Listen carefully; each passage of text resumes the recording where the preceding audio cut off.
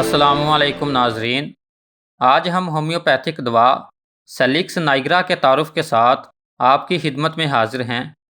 ناظرین، یہ دوا ایک درخت کی چھال سے بنائی جاتی ہے جسے بلیک ویلو اور سیلکس نائگرا بھی کہتے ہیں۔ اس کی تصویر آپ اس وقت سکرین پر دیکھ رہے ہیں۔ ناظرین، اس دوا کا زیادہ تر اثر آلات بول اور آلات تناسل پر ہوتا ہے، لہٰذا اسے اکثر آلات تناسل اور مردانہ مسائل میں استعمال کیا جاتا ہے۔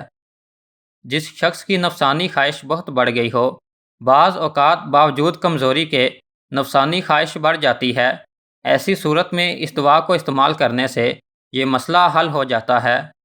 اسی طرح جو افراد جلک یعنی مشت زنی کی وجہ سے کمزور ہو چکے ہوں، ان کی کمزوری دور کرنے کی صلاحیت بھی اس دوا میں موجود ہے۔ استادگی یعنی عضو کی پردرد سختی میں بھی اسے استعمال کیا جا سکتا ہے۔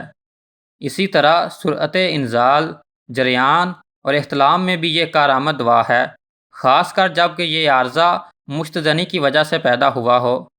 جیسے یہ دوا مردوں کے لیے مفید ہے، اسی طرح خواتین بھی اس دوا کو استعمال کر سکتی ہیں۔ خواتین میں خواہش نفسانی کی شدت کی وجہ سے پیدا ہونے والے مسائل یعنی ہسٹیریا وغیرہ میں اسے استعمال کیا جا سکتا ہے۔ لیکوریا میں بھی اسے استعمال کیا جاتا ہے۔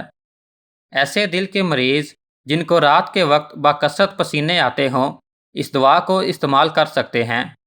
اس دوا کا استعمال بڑی خوراکوں کی صورت میں کیا جا سکتا ہے، یعنی مڈر ٹنکچر کے 10 سے لے کر 50 قطروں کی صورت میں بھی استعمال کیا جا سکتا ہے۔ اس دوا کو زیادہ تر مڈر ٹنکچر میں ہی استعمال کیا جاتا ہے۔